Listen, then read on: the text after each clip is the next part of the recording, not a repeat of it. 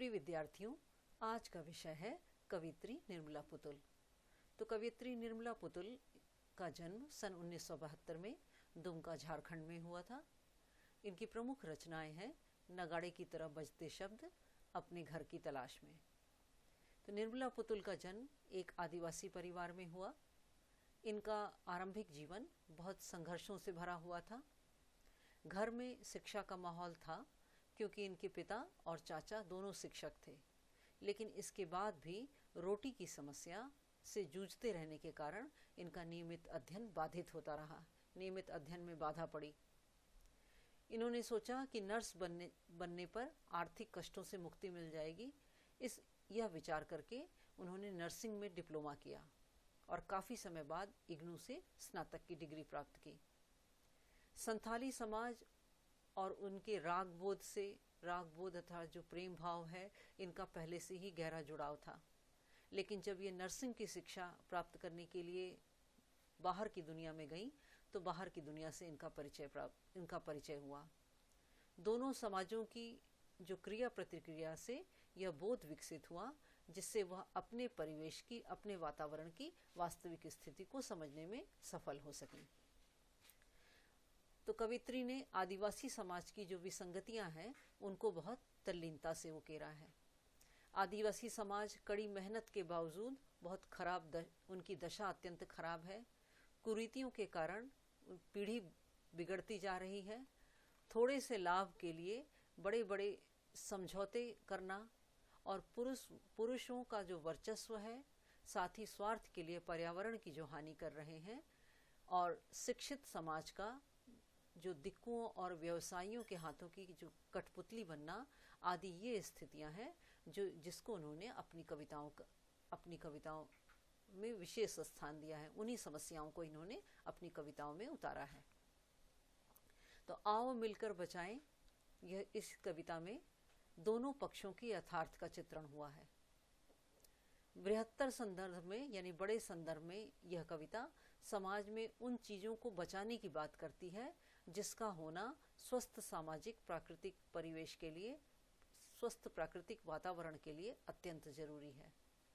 तो कवित्री इस पक्ष को सामने रखती है कि एक स्वस्थ समाज के लिए प्राकृतिक वातावरण का होना अत्यंत जरूरी है। प्रकृति के विनाश और विस्थापन के कारण यानी नए सिरे से दूसरी जगह पर जाकर बसना, इसके कारण आदिवासी समाज जो है आज अनेक संकटों से गुजर रहा है और यही कविता का मूल स्वर है। तो कवित्री ने आदिवासी समाज के जो अनछुए पहलू हैं उसको अत्यंत कलात्मकता के साथ हमारे सामने प्रस्तुत करती हैं। तो कवित्री ने आओ मिलकर बचाएं इसे संथाली भाषा में लिखा है। इस संथाली भाषा से हिंदी रूपांतर अशोक सिंह ने किया है। तो यह था कवित्री तथा पाठ का संक्षिप्त परिचय। प्रस्तुत है कविता आओ मिलकर बचाएं। तो कवित्री संथाली समाज के लोगों से आग्रह करती हैं, वह संथाली समाज के लोगों से कहती हैं कि आओ हम मिलकर बचाएं अपनी बस्तियों को नंगी होने से। अब नंगी होने से तात्पर्य है पेड़ पौधों से विहीन होने से। तो कवित्री संथाली समाज के लोगों से आग्रह करती हैं कि आओ हम सब मिलकर हमारी बस्तियां जो पेड़ पौधों से विहीन हो रही हैं, उन बस्तियों को हम हरियाली के नष्ट होने से बचाएं। शहर की आबो हवा से बचाएं उसे। आबो हवा यानी वातावरण। तो शहरों का जो वातावरण है, शहर बसने के कारण पर्यावरण तथा वन और जंगल नष्ट हो रहे हैं। आओ हम अपनी बस्तियों को शहरों का जो वातावरण है उस वातावरण से बचाएं। बचाएं डूबने से पूरी की पूरी बस्ती को हड़िया में। तो कवित्री कहती है कि जो आदिवासी समाज के, संथाली समाज का जो शोषण हो रहा है, उनके रीति रिवाज नष्ट हो रहे हैं, अशिक्षा और अज्ञानता उनमें जो बढ़ रही है तथा नशा करने की प्रवृत्ति जो समाज को अत्यधिक डुबो रही है, तो आओ हम अपनी इस पूरी बस्तियों को हड्डियों के ढेर में बनने से बचाएं।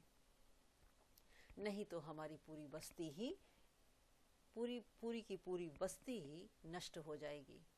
तो कवित्री कहती हैं कि आओ हम अपनी पूरी बस्ती में जो रीति रिवाज सब नष्ट हो रहे हैं, अज्ञानता और अशिक्षा फैल रही है, युवाओं में जो नशा करने की आदत हो रही है, आओ हम इन सब से अपनी बस्ती को बचाएं। अपने चेहरे पर संथाल परगना की माटी का रंग, हमें अपने चेहरे पर से तात्पर्य है कि हमें अपनी संस्कृति को बचाए रखना है। और संथाल परगना की माटी का रंग, जो हमारी संस्कृति है, आदिवासी संस्कृति, संथाली संस्कृति है, आओ उस संस्कृति को हम सब मिलकर बचाएं। भाषा में झारखंडीपन हो, हमारी भाषा दूसरी भाषा ना हो, बल्कि हमारी भाषा संथाली भाषा हो, हमारी भाषा में झारखंड की विशेषता दिखाई दे। ठंडी होती दिनचर्या, जो हमारी रोज की जो दिनचर्या है उसमें उदासीनता आ रही है। ठंडी होना मतलब उदासीनता, जो हमारी रोज की दिनचर्या उदासीन हो रही है, उस उदासीन होती हुई दिनचर्या में जीवन की गर्माहट लाएं। गर्माहट अर्थात जो उत्साह नष्ट हो रहा है, आओ हम अपनी रोज की दिनचर्या में अपने उत्साह को जगाएं। मन का हरापन, हरापन यानी प्रसन्नता, ताजगी। तो हमारे मन से जो प्रसन्नता और ताजगी नष्ट हो रही है, हम अपने मन में प्रसन्नता और ताजगी को जगाएं। भोलापन दिल का, जो आदिवासी समाज जो स्वभाव से अत्यंत भोला है, तो आओ हम अपने दिलों में उस भोलेपन को जगाएं। अक्खड़पन, जो स्पष्टवादिता है, जुझारूपन, जो संघर्षशीलता है, उस सब को हम अपने जीवन में बचाएं, ताकि मन में हमारे उत्साह जगे और जीवन जीने तथा संघर्ष करने की भावना बनी रहे। तो आओ हम अपने समाज को, इस संथाली समाज को, को संघर्ष करने की जो भावना है, उन सब को बचाएं। तो यह था कविता का भावार्थ। कविता मुक्त छंद की है और भाषा अत्यंत सरल है। यहाँ आबो हवा ये उर्दू शब्द है। इसके साथ साथ इस कविता को संथाली भाषा से हिंदी अनुवाद किया गया है। कविता में शैली वर्णात्मक है। अनुप्रास अलंकार का सुंदर प्रयोग है। कवित्री पर्यावरण तथा जंगलों को बचाने का आग्रह कर रही हैं, साथ ही साथ अपनी भाषा पर गर्व करने और अपनी संस्कृति को बचाए रखने का आह्वान कर रही हैं। तो यह था कविता का अंश। आशा है इतना अंश आपको अच्छी तरह समझ में आ गया होगा। कविता का आगे का भाग हम दूसरे भाग में पढ़ेंगे। तो आज के लिए इतना ही। धन्यवाद।